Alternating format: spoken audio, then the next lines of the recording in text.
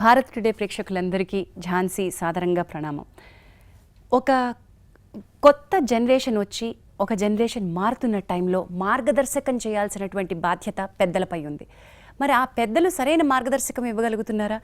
ఈ యువతరం ఉన్నటువంటి ఒక కన్ఫ్యూజన్లో స్పిరిచువాలిటీ ఎక్కడ ఉంది, భక్తికి స్పిరిచువాలిటీకి మధ్యలో ఉన్నటువంటి భేదం ఏమిటి, ఇవన్నీ చెప్పాల్సిన టైంలో ఒక ధర్మయుద్ధం చేస్తూ ఒక వ్యక్తి అటు సామాజిక బాధ్యతలతో పాటు తనకున్నటువంటి ఒక ధర్మ నిబద్ధతని మనందరి ముందుకి తీసుకొస్తూ ఉన్నారు. ఆయనే స్వామి పరిపూర్ణానంద. డియర్ స్వామీజీ అంటూ ఈ యువతరానికి ఆయన ఇవ్వాలనుకున్నటువంటి సందేశాన్ని, మాకున్నటువంటి సందేహాలన్నింటినీ అడిగి తెలుసుకోవాల్సినటువంటి ఒక మార్గదర్శిగా ఆయన నాకు కనిపించారు. అందుకే ఈరోజు నేను స్వామి పరిపూర్ణానందజీతో కూర్చుని మన దేశానికి మన యువతరానికి కావాల్సినటువంటి దిశానిర్దేశనం గురించి మాట్లాడబోతున్నాను. నమస్కారం స్వామీజీ. సో ప్రేమగా డియర్ స్వామీజీ అని అడుగుతాను కాబట్టి కొంత సామాజిక బాధ్యతని కూడా భుజాన వేసుకున్న ఒక స్పిరిచువల్ గురువుగా నేను మిమ్మల్ని చూస్తాను. రెస్పాన్సిబిలిటీ రెండు విధాలుగా ఉండాలి, అటు ఆధ్యాత్మికంగా మనిషి ఎదుగుదల ఉండాలి అండ్ సామాజికంగా కూడా ఉండాలి అనేది ఒక స్ట్రాంగ్ పిలుపు మీరు ఇచ్చారు. యూత్ నుంచి మీరు ఏం ఆశిస్తారు స్వామీజీ? బేసిక్గా నేను ఆశించడం అనేది చాలా తక్కువ, చేసుకుంటూ పోవడం నాది. ఎందుకంటే ఒక్కోసారి ఆశించి మనకు జరగనప్పుడు మనం ఆశించడం తప్ప అనిపించే ఒక ప్రమాదం కూడా ఉంటుంది, లేదా ఒక వైరాగ్యం నైరాశ్యం వస్తుంది. అందుకని ఒక కర్మయోగి ఏంటంటే ఆశించడం కంటే తను చేయవలసినవి చేస్తూ పోతూ ఉంటుంటాడు. అలాగని ఆశ లేదని కాదు. సో బేసిక్గా నా ప్రిన్సిపల్ నేను పెట్టుకుని వెళ్తున్నది. ఇన్ దట్ ప్రాసెస్ నేను గమనించింది ఏంటంటే, నేను యువత నుంచి ఆశించడం కంటే యువత చాలా ఆశిస్తుంది ఈరోజు. ఏమిటి ఆశ అని అంటే, ఒక రోల్ మోడల్ కావాలి వాళ్ళకి. వాళ్ళకి ఎలాంటి రోల్ మోడల్ కావాలని అంటే, ఒకప్పుడు తల్లి రోల్ మోడల్, ఒకప్పుడు తండ్రి రోల్ మోడల్. కానీ ఈరోజు తల్లిదండ్రులకి టైం లేదు, పిల్లలతో స్పెండ్ చేసే టైం లేదు. సో దేర్ఫోర్ వాళ్ళకి ఏంటంటే ఒక సినిమాతో అటాచ్ అయ్యో, లేకపోతే ఒక సెలబ్రిటీతో అటాచ్ అయ్యో, అంటే కనెక్ట్ అయ్యి ఒక రోల్ మోడల్గా చూస్తున్నారు, ఐడలిజం చూస్తున్నారు. అయితే వాళ్ళ యొక్క రోల్ మోడల్ ఇదేంటంటే ఒక స్క్రీన్ వరకే పరిమితం అవుతుంది, లేదా ఒక పర్టికులర్ పార్ట్ వరకే పరిమితం అవుతుంది. Therefore they are not totally connected with that. ప్రాక్టికల్గా గ్రౌండ్ రియాలిటీలో వాళ్ళతో పాటు కనెక్ట్ అవ్వగలిగేటువంటి ఒక రోల్ మోడల్ కోసం ఎదురు చూస్తున్నారు. దట్టు ఏంటంటే నేను ఎక్కువగా గమనించింది, ఈరోజు యువత బయట కంటే వాళ్ళల్లో వాళ్ళ ఎదుగుదలని కూడా కోరుకుంటున్నారు. పాపం వాళ్ళకి ఎదుగుదల వచ్చేసింది ఎలాగంటే బై స్మార్ట్ ఫోన్ కానీ, లేకపోతే ఇప్పుడున్న టెక్నాలజీ కానీ, లేకపోతే గూగుల్ కానీ, లేకపోతే రకరకాల వాళ్ళ లోపల స్పేస్నంతా కూడా ఆక్యుపై చేసేసింది. లోపల ఎక్కడ స్పేస్ లేకుండా ఆక్యుపై చేసేసింది. So totally occupied inside. ఇప్పుడు వాళ్ళకి ఆ ఆక్యుపేషన్ నుంచి they want to come out. వాళ్ళకు ఒక స్పేస్ కోరుకుంటున్నారు. ఆ స్పేస్ ఏది ఇవ్వగలదు ఈ లోకల్లో? స్మార్ట్ ఫోన్ ఇవ్వలేదు, ల్యాప్టాప్ ఇవ్వలేదు, టెక్నాలజీ ఇవ్వలేదు, లేకపోతే ఏమి ఇస్తుంది ఆ స్పేస్ అంటే only spirituality that can give a space. Swamiji, youth ఇప్పుడు ఎలా ఉన్నారంటే మీరు చెప్పినట్టుగా టెక్నాలజీ కానివ్వండి, ఇన్వేజన్ ఆఫ్ కన్జ్యూమరిజం, గ్లోబల్ విలేజ్గా తయారవుతూ మమ్మల్ని మేము కన్జ్యూమర్స్గా తయారు చేసుకోబడే సమాజంలోనే ఆనందాన్ని పొందుతున్నాం. ఇక్కడ spirituality is not our cup of tea, మాకు స్పిరిచువాలిటీకి సంబంధం లేదు అనే ఒక డిటాచ్డ్ భావన కనిపిస్తుంది. అండ్ స్పిరిచువాలిటీ చాలా పెద్దవాళ్ళు ముసలివాళ్ళు చేయాలి, మాకెందుకు అనే యూత్కి మీరు ఏం చెప్తారు? స్పిరిచువల్ పాత్ అనేటువంటిది ఏమిటనంటే that addresses the core of a person, not the skin పోర్ని కాదు టచ్ చేసేది, ఇట్ ఈస్ ది పర్సన్ యొక్క కోర్ని టచ్ చేస్తుంది. చాలా బాగా చెప్పారు స్వామీజీ. సో ఆ కోర్ని అడ్రస్ చేయగలిగేటువంటిది ఒక స్పిరిచువాలిటీ మాత్రమే. Nothing else that touches a person, the core of the person.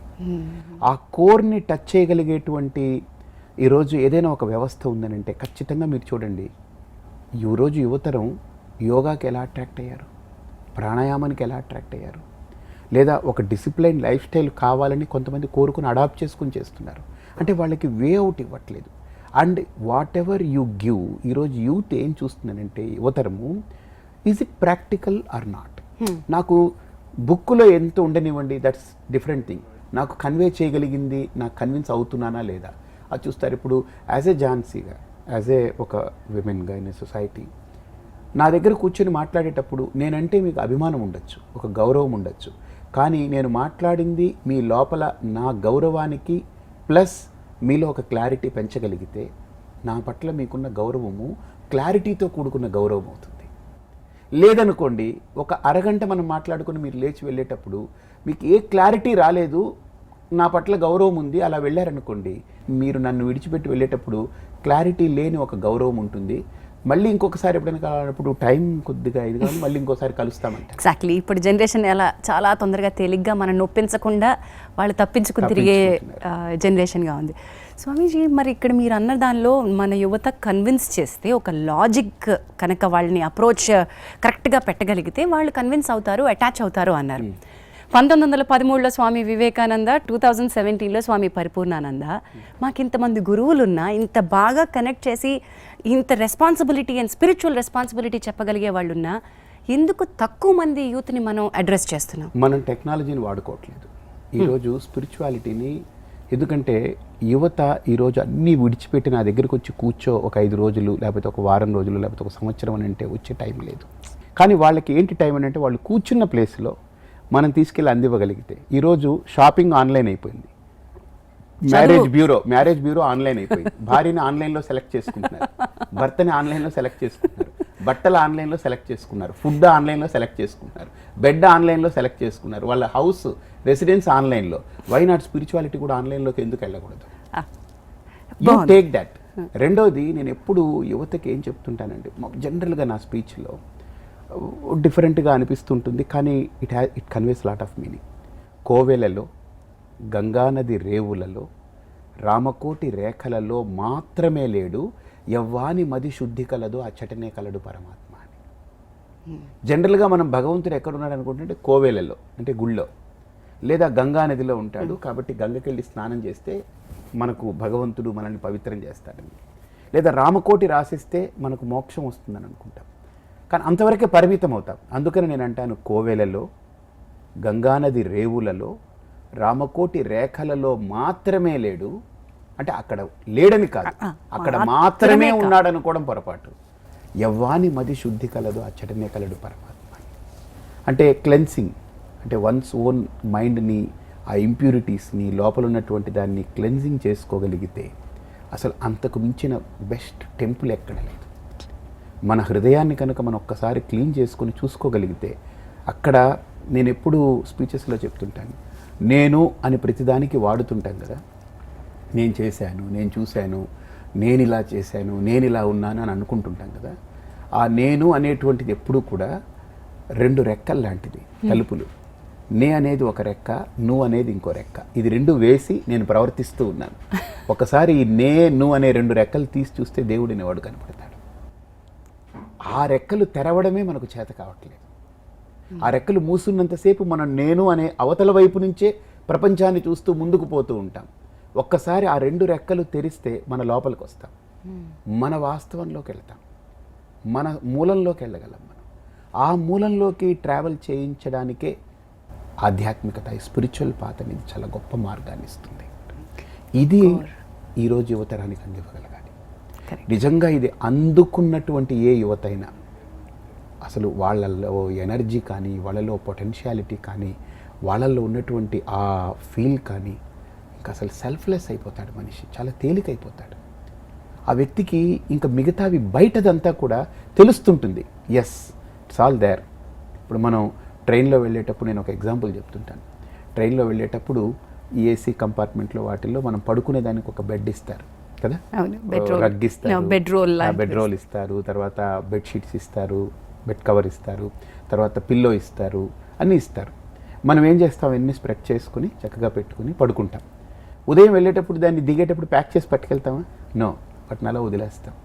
So ప్రయాణం చేసేటప్పుడు మనకి ఏమేమి ఇవ్వబడ్డాయో ఆ వసతుల్ని వాడుకోవాలి, వదిలేయాలి తప్ప దాన్ని మనం వెంట తీసుకెళ్ళడానికి లేదు.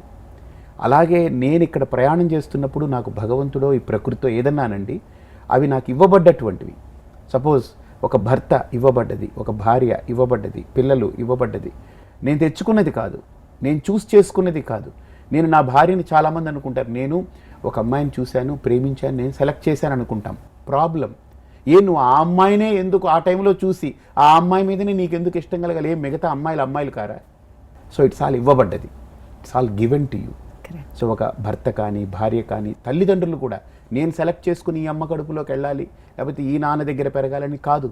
నా ఎన్విరాన్మెంట్ ఇవ్వబడ్డది, నా తల్లి నాకు ఇవ్వబడ్డది, నా తండ్రి నాకు ఇవ్వబడ్డది, నా అన్నదమ్ములు నా అక్క చెల్లెలు నాకు ఇవ్వబడ్డది, నా పరివారం నాకు ఇవ్వబడ్డది, నా ఎన్విరాన్మెంట్ నాకు ఇవ్వబడ్డది, అసలు ఇన్ఫ్యాక్ట్ నా లైఫే నాకు ఇవ్వబడ్డది. సో ఈ కాన్సెప్ట్ మనిషికి వస్తే దీన్ని చక్కగా వాడుకోవాలి, దీన్ని ఉపయోగించుకోవాలి. నేను నా పాయింట్కి నేను అరైవ్ అవ్వగలగాలి. ఏది నేను చేరాలనుకుంటున్నా నా పాయింట్కి అరైవ్ అవ్వాలి. అరైవ్ అయిన తర్వాత వీటన్నిటిని వదిలిపెట్టి వెళ్ళాలి. కాబట్టి I should be ready for that.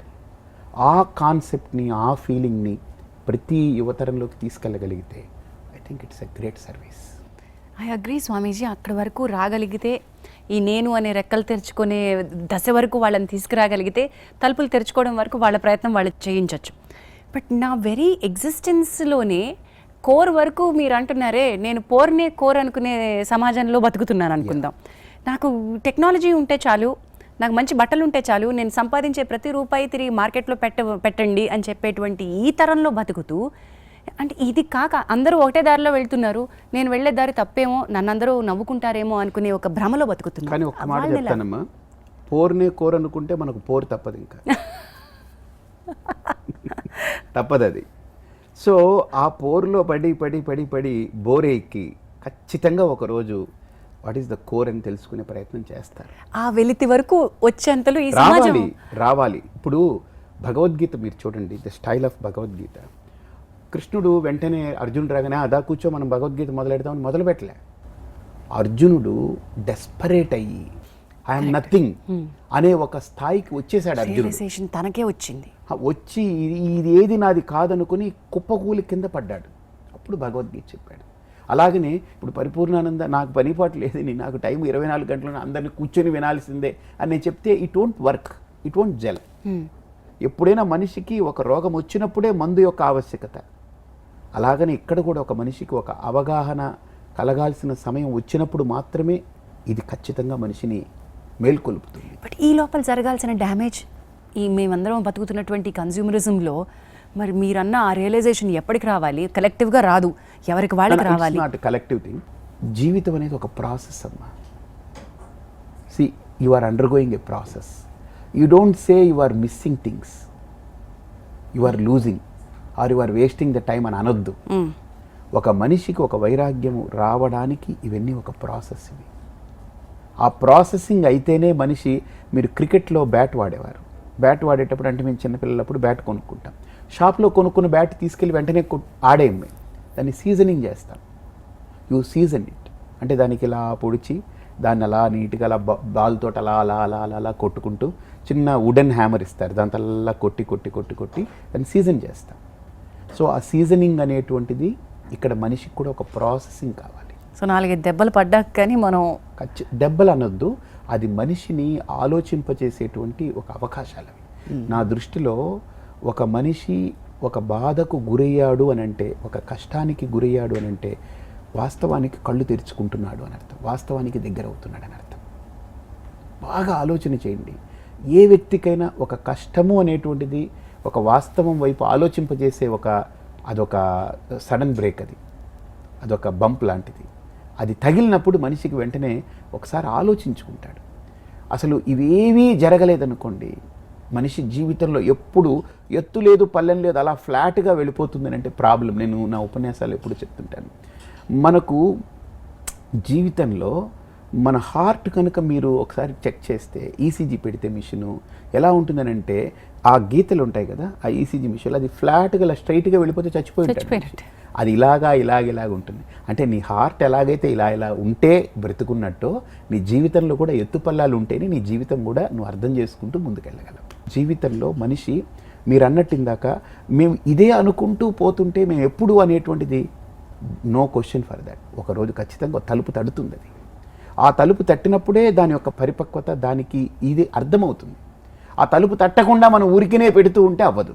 కానీ ఆ తలుపు తట్టేలోపే మనకి ఇవ్వవలసినటువంటి ఇన్పుట్, మన కల్చరు, మన భారతీయత మనకు ఒక అద్భుతమైనటువంటి అవకాశాలు ఇచ్చాయి.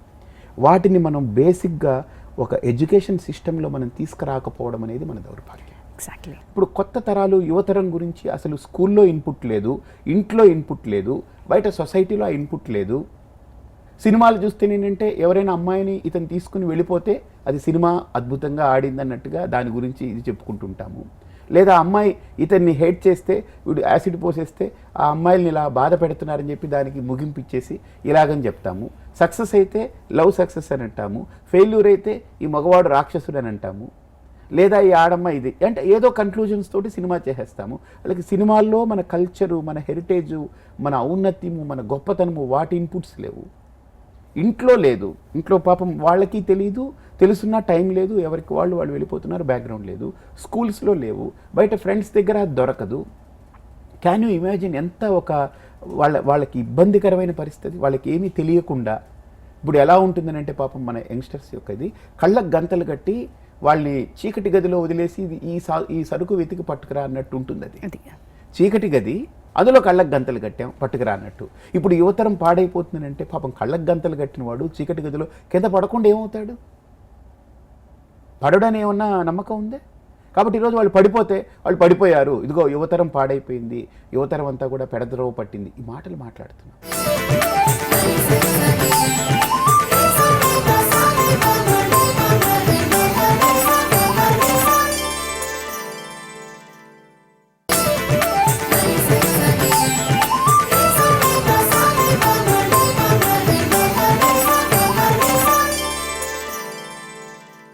లేదు స్వామీజీ, ఒప్పుకోవాల్సింది ఏంటంటే ఈ జనరేషన్లో మనం చాలామంది ఈ ఒక యూత్ని చూస్తున్నాం హూ ఆర్ ఫోకస్డ్, రీడెడికేట్ అయ్యి సమాజానికి మిగతా పిల్లలకి చదువు చెప్పడం కానివ్వండి, ఏదో ఒక కాజ్ తీసుకుని ఒక కన్సర్న్ చూపిస్తూ ఒక రెస్పాన్సిబిలిటీ తీసుకుంటున్నారు. ఇండియా నుంచి ఎన్ఆర్ఐస్ అక్కడికి వెళ్ళి సెటిల్ అయిన తర్వాత ఎంతమంది ఎన్ఆర్ఐస్ తిరిగి ఇక్కడ కనెక్ట్ అయ్యి రీకనెక్ట్ అయ్యి పిల్లల్ని చదివిస్తున్నారు. నాకు తెలిసిన చాలా ఫ్యామిలీస్ పూర్ స్టూడెంట్ని చదివిస్తున్నారు.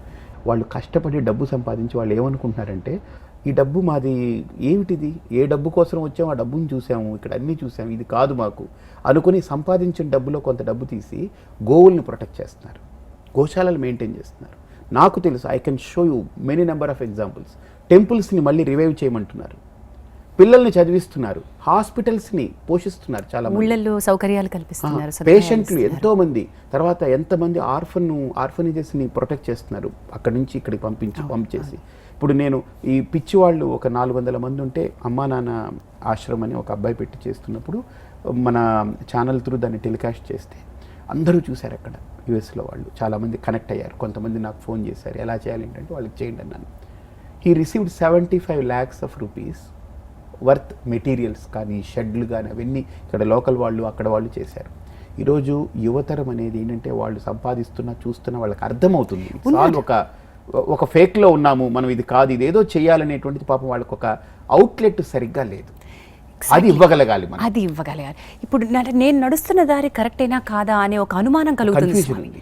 ఆ కన్ఫ్యూజన్ అంటే వై am I ఓన్లీ, లేకపోతే ఎక్కడో ఒక 4-5 కిలోమీటర్లకు మళ్ళీ ఇంకొకళ్ళు ఎవరో కనిపించడం, లేకపోతే నా వెనకాల ఇంకెక్కడో ఇంకొకళ్ళు రావడం, అందరూ నడిచే దారి ఇది అయితే బాగుంటుంది అనే ఒక ఆశ నాకుంది స్వామి. మరి జనరల్గా ఏంటంటే మనందరికీ ఒక కోరిక ఏంటంటే 10 మంది నడిస్తే ఇది దారి అనుకుంటాం. వాస్తవం కూడా 10 మంది నడిస్తే దారి అయిపోతుంది, అంతే కదా.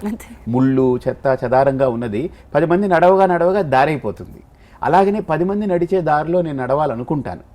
కానీ ఈ రోజు ఉన్నటువంటి యంగర్ జనరేషన్కి ఏంటంటే వాళ్ళు చాలా దే ఆర్ క్వశ్చనింగ్ ఎవ్రీథింగ్. ఈ 10 మంది నడిచినంత మాత్రం నేను ఇందులో నడవాలా, ఈ 10 మంది కరెక్ట్గా రీచ్ అవుతున్నారా లేదా అని క్వశ్చన్ చేసుకుంటున్నారు.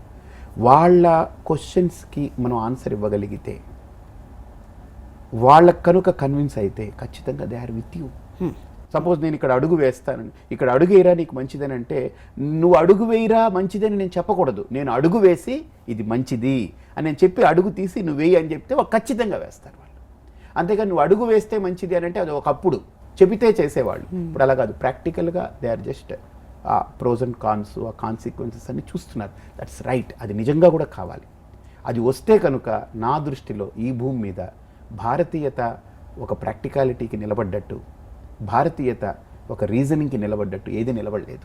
స్కూల్లో మొరాలిటీ అండ్ మోరల్ ఎడ్యుకేషన్ వీటన్నిటి గురించి, కల్చర్, సంస్కృతి అంటే రిలీజియన్ పోనీ చెప్పద్దు.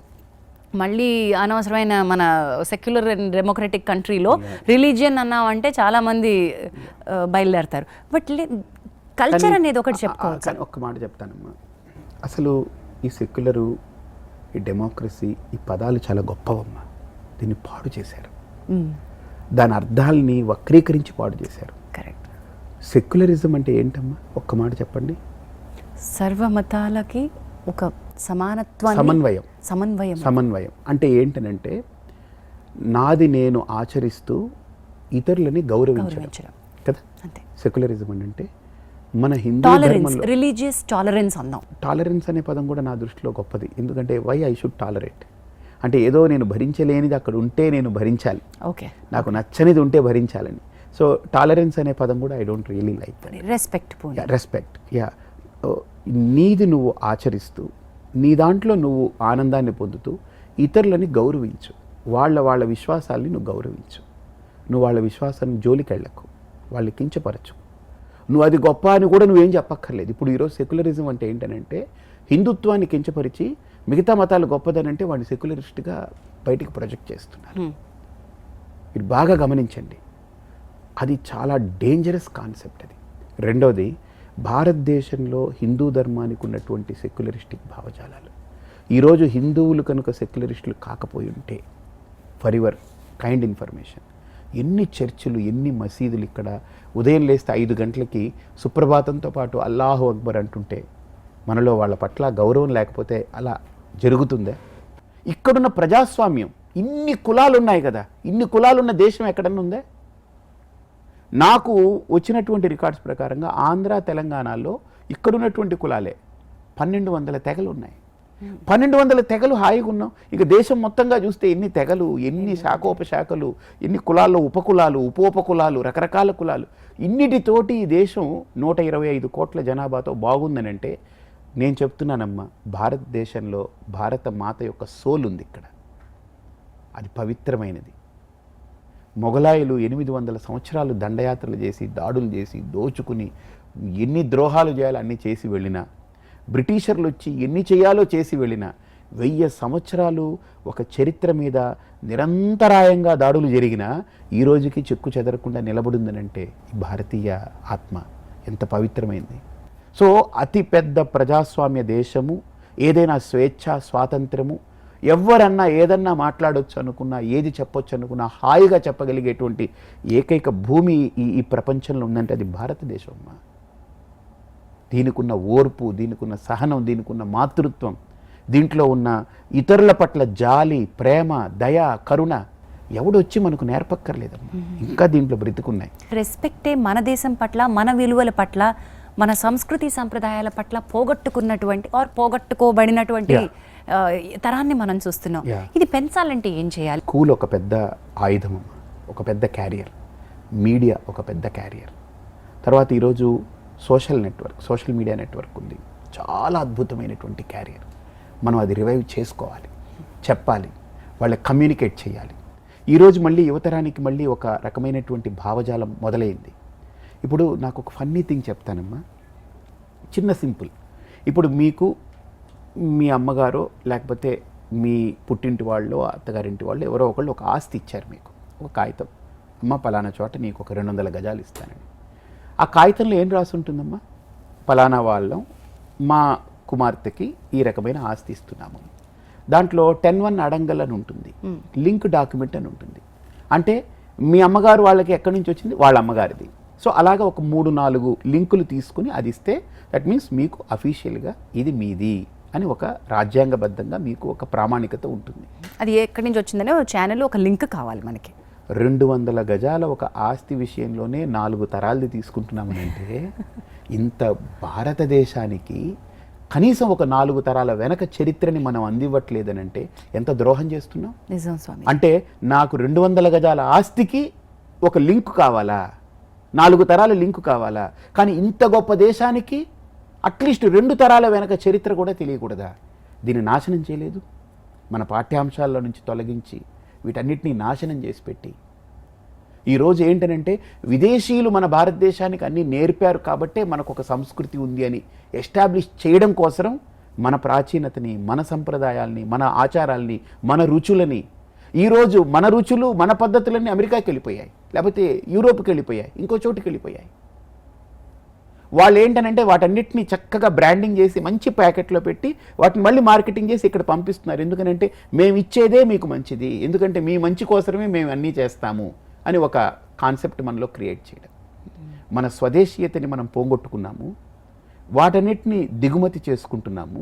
మనం కన్జ్యూమర్స్ అయిపోయాం స్వామీజీ. అంటే మనం ఇన్ ద సెన్స్ ఈ తరమంతా తెలియకుండానే మీరు అన్నట్టుగా ఈ బ్రాండ్కి ఆ పైన ఉన్నటువంటి పటారానికి పడిపోయేటువంటి. తెలియకపోవడం అనేది పొరపాట, చెప్పకపోవడం పొరపాటు అంటారా? మీకు తెలిసిందనుకోండి, మీరు దాన్ని ఆచరిస్తారు. కరెక్ట్ స్వామి. చెప్పకపోవడం, చెప్పాల్సిన బాధ్యత ఎవరికి ఉంది అనే ఎస్. అందుకనే మన ఇప్పుడున్నటువంటి యువతరానికి ముందు తరం వాళ్ళు ఆ బాధ్యత తీసుకుని తీరాలి. అట్లీస్ట్ ఇప్పుడు కనుక మనం మొదలు పెడితే 2017కు మొదలు పెడితే 2040కో 2050కో 2030కో ఐ థింక్ కొత్త జనరేషన్ పుట్టింది అనుకుందాం.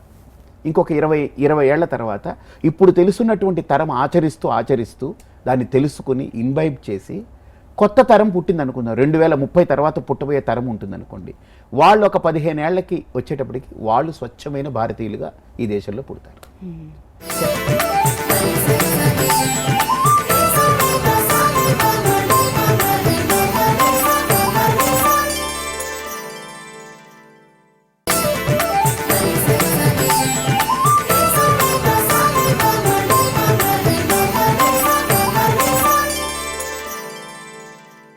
సిగ్నల్ దగ్గర ట్రాఫిక్ సిగ్నల్ బ్రేక్ చేస్తున్న వాళ్ళల్లో అబ్బాయిలు ఆర్ యంగ్స్టర్స్ కనిపిస్తారు. అమ్మ రోడ్ క్రాస్ చేసేటప్పుడు చెవులో ఈ పెట్టుకోకండి తల్లి, నువ్వు రోడ్ క్రాస్ చేస్తున్నావు, నీ జీవితం భద్రం అంటుంటే ఆడపిల్లలు అటు ఇటు చూసుకోకుండా చెవుల్లో పెట్టుకుని దాటేవాళ్ళు కనిపిస్తారు. తప్పు చేయాలంటే ఒక భయపడే రోజులు పోయినాయి. ఇది తప్పు అనేటువంటి భావనలో లేనటువంటి ఈ జనరేషన్కి ఇది కరెక్ట్ అని ఎవరు చెప్పాలి?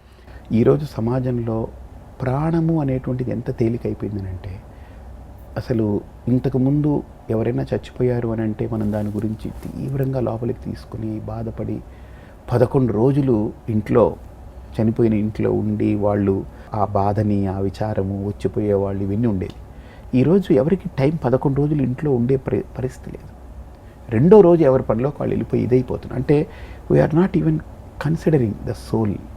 అరే మన కోసం వాళ్ళు ఇలా చేశారని టైం కూడా మనం ఇవ్వలేకపోతున్నాం. ఈరోజు ప్రాణము విలువైనది అనేటువంటి అంశమే పోయిందమ్మా. మన కళ్ళ ముందు మీరు అవేవో అంటున్నారు కదా, మన కళ్ళ ముందు ఎవడైనా పడి తనకలాడుతూ ఉంటే పట్టించుకునే పరిస్థితి కూడా తగ్గిపోతుంది. మానవ సంబంధాలన్నీ కట్ అయిపోతున్నాయి, మానవ బంధాలన్నీ తెగిపోతున్నాయి, మానవ సంబంధాలన్నీ నాశనం అయిపోతున్నాయి. ఇందులో మన యువత పెరుగుతున్నారు. ఇదే generation. How can you expect that? How can you expect అమ్మా, చెప్పండి. వీళ్ళందరినీ పాపం ఏమి చేస్తే ఇదైపోతుందని. మనకు ప్రాబ్లం ఒక సర్కిల్ లాగా ఉంది. వేర్ టు ఎంటర్, ఇది ఎవరికి అర్థం కావట్లేదు. ఏ కోణం నుంచి ఎంటర్ అవుదాం దాన్ని ఛేదించడానికి అనేటువంటిది, వేర్ టు బిగిన్ అనేటువంటి పాయింట్ ఖచ్చితంగా చెప్పాలని అంటే only the spirituality is the excellent entry. స్పిరిచువాలిటీకి భక్తికి ఇందాక మీరు చెప్పారు చూడండి, చాలా తేడా ఉంది. అది ఎలా మనం ఈజీగా నెక్స్ట్ జనరేషన్ వాళ్ళకి చెప్పచ్చు? భక్తి అంటే చిన్నది, మీకు 2 లైన్స్ చెప్తాను. భక్తి అని అంటే నాకు తెలీదు, మా అమ్మ చెప్పింది, లేదా ఎవరో ఒక గురువు చెప్పారు ఈయన దేవుడు అని, నేను నమ్మాను, దాంతో కనెక్ట్ అవుతున్నాను. భక్తి అని అంటే ఒక నమ్మకంతో కనెక్ట్ అవ్వడం. ఆధ్యాత్మికత అని అంటే నా గురించి నేను కనెక్ట్ అవ్వడం, అంటే ఒక వాస్తవికతతో కనెక్ట్ అవ్వడం. నమ్మకంతో కనెక్ట్ అవ్వడం భక్తి, వాస్తవంతో కనెక్ట్ అవ్వడం ఆధ్యాత్మికత.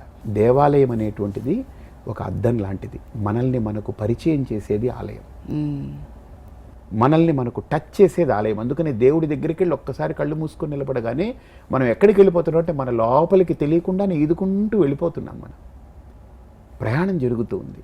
కాబట్టి ఆ లోపల ప్రయాణం పొంది ఒక మనిషి ఎంత ఆనందాన్ని పొందుతున్నాడో ఆ మనిషికి తెలుస్తుంది అది. So he is not worshipping a stone or he is not worshipping an idol, he is worshipping himself, he celebrating there. అది కొన్ని సెకండ్లే కావచ్చు కాక అనుభూతి టచ్ చేస్తుంది అది. అందుకని దేవాలయం అనేటువంటిది ఒక పదిలమైన ప్రదేశం. అక్కడికి ఒక మనిషి వెళ్తే తన్ను తాను వెతుక్కోవచ్చు, తన దగ్గరికి తాను ప్రయాణమై చేరుకోవచ్చు. కాబట్టి దేవాలయం అనే ఒక సంస్కృతిని అద్భుతంగా పెట్టారు మన వాళ్ళు. నేను చెప్పేది ఏంటంటే, భగవంతుడి ప్రకృతిని తయారు చేసిన తర్వాత సమస్తమైన శక్తులు మనిషిలో పెట్టున్నాడు. ఈరోజు మనిషి ఎన్ని చేస్తున్నాడమ్మా. Can you imagine what are all discoveries. ఏవేమి జరుగుతున్నాయో మనిషి యొక్క పురలో ఎన్ని వింతలు, వినోదాలు, విచిత్రాలు, అద్భుతాలు జరుగుతూ ఉన్నాయి. మరి ఆ ఎబిలిటీస్, ఆ స్కిల్స్ అంతా ఎవరు పెట్టిందంటారు? ప్రకృతి ఆనందం, దానికి ఒక పేరు పెడదాం. ఏదో పరమాత్మ అనుకున్న వాడికి పరమాత్మ అనుకొని, ప్రకృతి అనుకున్న వాడికి ప్రకృతి అనుకొని ఏదైతే నష్టం ఏంటి? పెట్టింది కదా. So why don't you touch yourself? నీ దగ్గర ఉంది. స్వామి వివేకానంద అదే అన్నాడు, everything is within you, you touch that, నీకు వస్తుంది. కాబట్టి మనలో ఉన్నటువంటి శక్తిని, సామర్థ్యాన్ని మనం టచ్ చేసుకోవడం, మనం దాన్ని చూసుకోగలగడం, ఇది రావాలి. ఇది వాళ్లకు నేర్పాలి, ఇది వాళ్లకు తెలియచెప్పాలి. దానిలో ఉన్న ఆనందం తెలిస్తే, దానిలో ఉన్న ఒక సంతోషం, మీరు అన్నారే ఆ ఫ్యూ సెకండ్స్ అయినా రియలైజేషన్ రాగలిగితే ఆటోమేటిక్గా పాత్ సెట్ చేసిన వాళ్ళం అవుతాం. సో డెఫినెట్లీ ఒక మార్పు వస్తుందని ఆశ ఉంది. దాంతోపాటు చిన్న చిన్న ప్రాక్టీసెస్, చాలా స్ట్రెస్ఫుల్ లైఫ్లో ఉంటాం స్వామీజీ. ఆల్ ఆఫ్ అస్ అందరికీ డెడ్ లైన్స్ ఉంటాయి, గోల్స్ ఉన్నాయి, టార్గెట్స్ ఉన్నాయి. వీటన్నిటిలోనూ మేము ఈదాల్సిందే తప్పదు. కాంపిటీషన్ అటు పిల్లల దగ్గర నుంచి పెద్దవాళ్ళ వరకు ఎవ్రీబడి ఈస్ టోటలీ స్ట్రెస్డ్. మరి ఈ స్ట్రెస్ నుంచి బయటకు వస్తున్నప్పుడు నేను ఈ స్పిరిచువల్ పాత్ర నాకు హెల్ప్ చేస్తుంది అనే నమ్మకం క్రియేట్ చేయొచ్చా? అది హెల్ప్ చేస్తుందా? స్పిరిచువాలిటీ అనేటువంటిది it's not a path, it's the nature of a soul. అంటే నా నేచర్ ఇది. ఎగ్జాంపుల్ నేను చెప్తాను. నేను కళ్ళు మూసుకుని నిద్రపోతున్నప్పుడు హాయిగా ప్రశాంతంగా ఈ ప్రపంచం అంతా మూతబడిపోయి ఉంటుంది, ఏముండదు. నేను నిద్ర నుంచి లేచేటప్పుడు కళ్ళు తెరిచి ప్రపంచంలోకి రాకముందే లోపలే మేల్కొంటాను కదా. కళ్ళు తెరిస్తే ఈ ప్రపంచం వీడు మేలుకున్నాడురా అని అనుకుంటుంది. కళ్ళు తెరవక ముందే నేను లోపల మేల్కొంటాను కదా. మీరు ఒక్కసారి ఆలోచిస్తే ఏం జరుగుతుందనంటే, లోపల నేను మేలుకున్నప్పుడు ఈ ముక్కు కాదు, చెవులు కాదు, లోపల ఆ కాన్షియస్ ప్రిన్సిపల్ ఏదైతే అవేకనింగ్ అయిందో, లేచిందో, అది లేచేటప్పుడు ఏం జరుగుతుందనంటే, దాంతోపాటు ఇప్పుడు సపోజ్ ఝాన్సీ మేలుకుందన్నప్పుడు ఝాన్సీతో పాటు ఝాన్సీ తాలూకా మొత్తం మిగతా ఇతరత్ర ఈ రోల్తో కనెక్ట్ అయినటువంటివన్నీ ఒక్కోటి తనంత తానుగా లేస్తుంది కదా. ఇప్పుడు మీ అమ్మాయి ఉంది, మీ అమ్మాయి మేల్కొంటుంది. మీ అమ్మగారు ఉన్నారు, మీ అమ్మగారు మేల్కొంటారు. మీ ఫ్రెండ్స్ ఉన్నారు, వాళ్ళు మేల్కొంటారు. ఇంకొకటి ఎన్ని రోల్స్ ఉన్నాయి, రిలేషన్షిప్స్ తోటి మీరు మేల్కోగానే అన్నీ మేల్కొంటున్నాయి. అండ్ బేసికలీ మనం అనుకుంటాం మనం ఈ ప్రపంచాన్ని డీల్ చేస్తున్నాం అనుకుంటున్నాం. పొరపాటు. నాలో నేను ఏర్పరచుకున్న ప్రపంచాన్ని డీల్ చేస్తున్నాను every single day.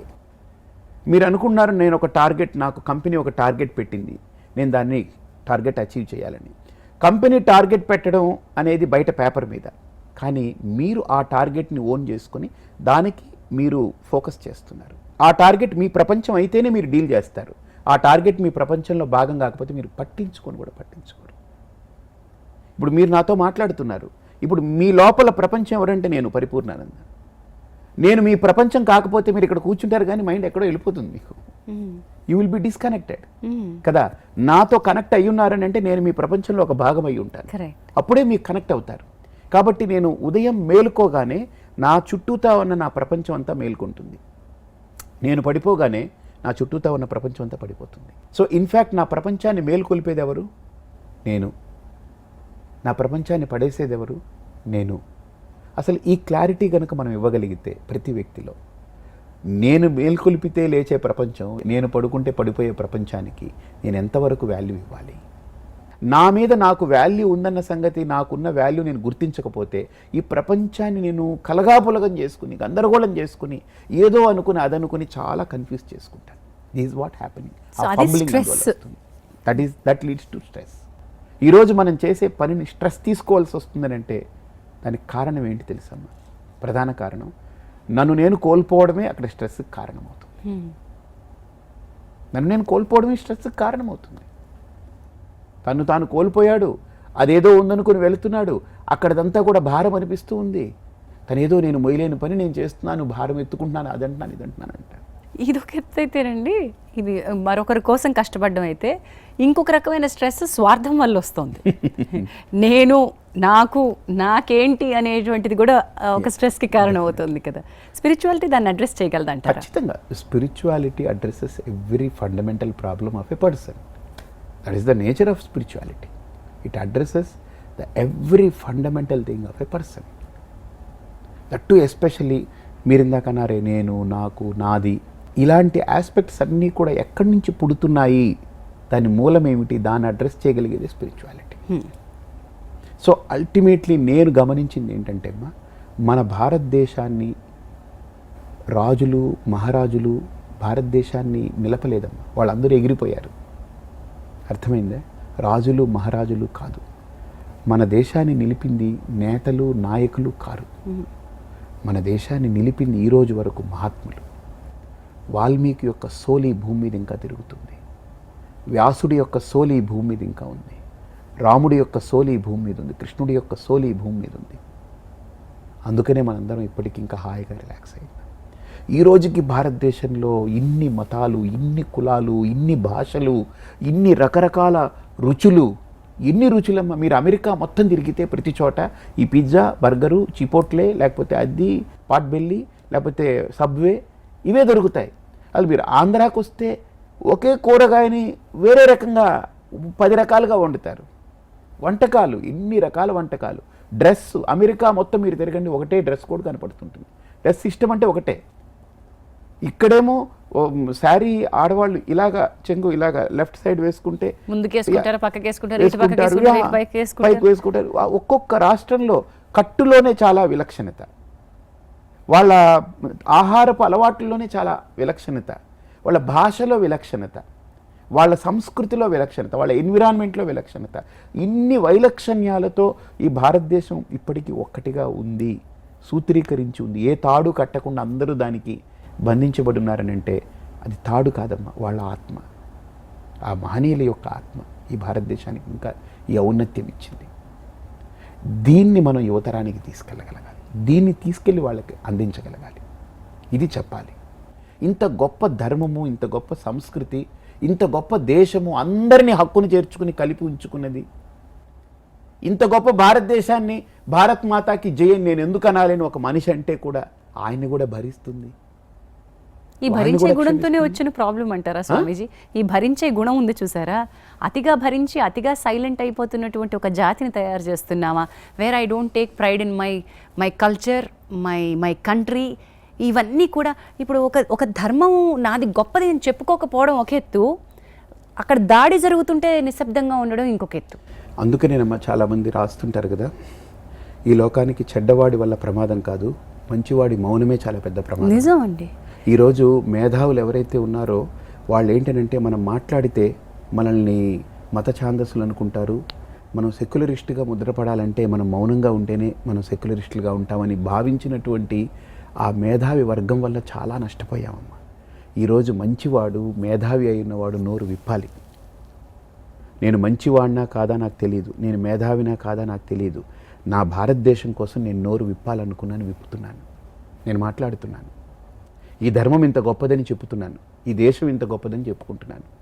Weather am I good or not, am I eligible or not నాకు తెలీదు, కానీ ఈ భారత మాతకు పుట్టిన ఒక బిడ్డ నేను. మా అమ్మ కోసం నేను చెప్పుకోకపోతే, నేను ఏ అమ్మని తిట్టట్లేదు, నా అమ్మ చాలా గొప్పదని చెప్పుకుంటున్నాను. ఇలా చెప్పుకోగలగాలి.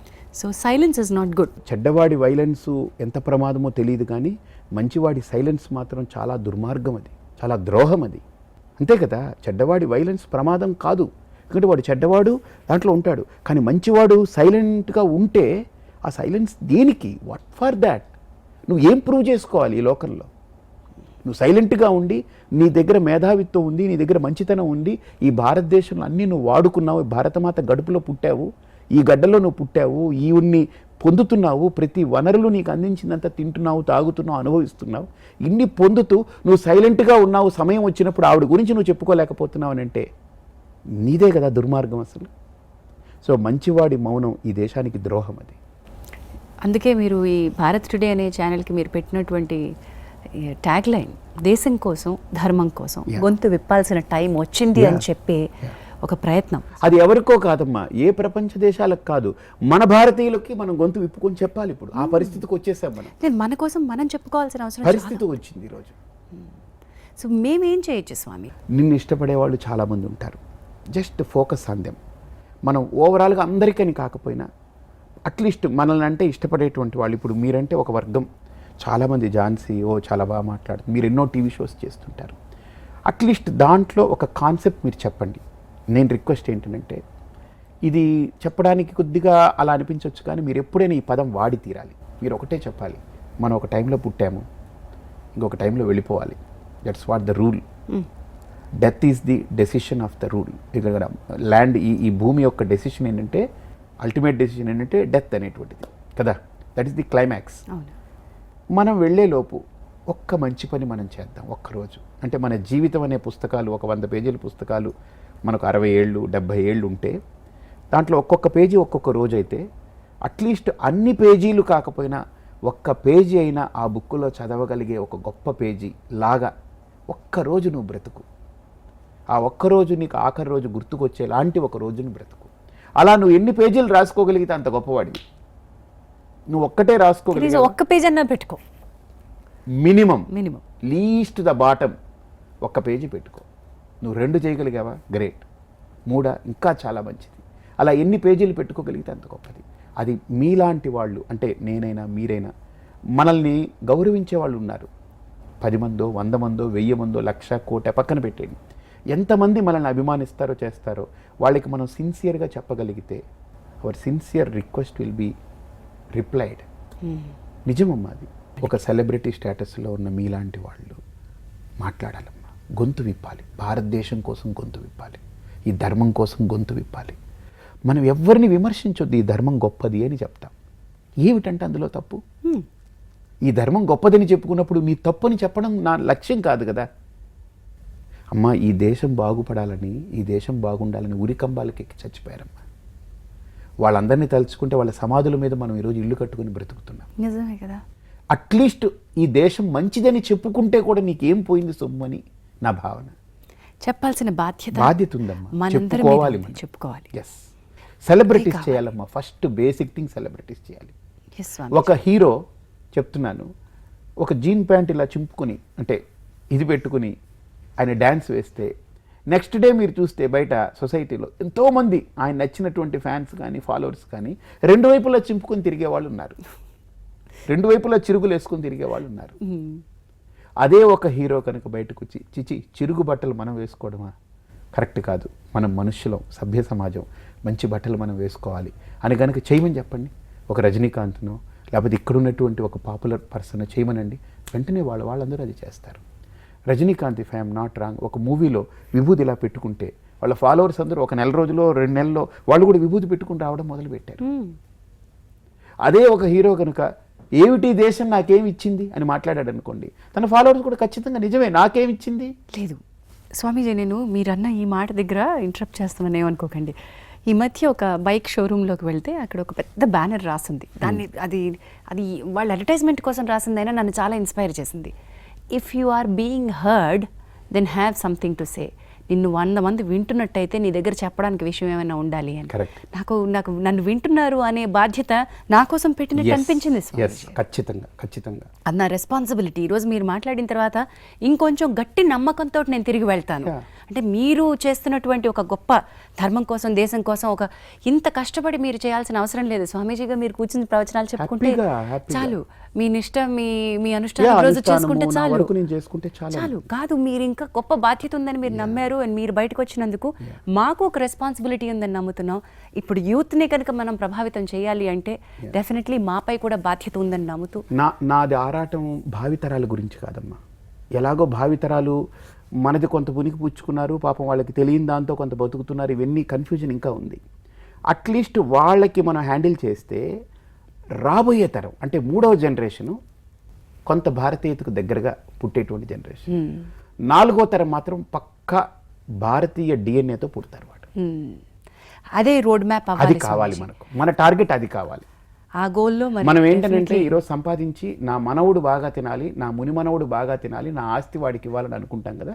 ఈరోజు అలా కాకుండా ఈ సంస్కారంతో, ఈ ఆలోచనతో అట్లీస్ట్ సమాజంలో ఒక ఝాన్సీ ఒక 100 మందిని ప్రభావితం చేయగలిగితే, ఒక పరిపూర్ణానంద ఒక 10 మందిని ప్రభావితం చేయగలిగితే, ఇలా ప్రతి వ్యక్తి ప్రభావితం చేయగలిగినటువంటి ప్రతి వ్యక్తి కూడా లెట్ us కమ్ టుగెదర్.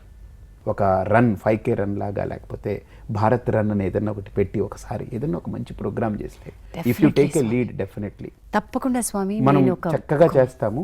భారతదేశం కోసం, భారతీయ సంస్కృతి కోసం ఒక రన్ మీరు ఏర్పాటు చేయగలిగితే, అంటే ప్లాన్ చేద్దాం, let us do it that.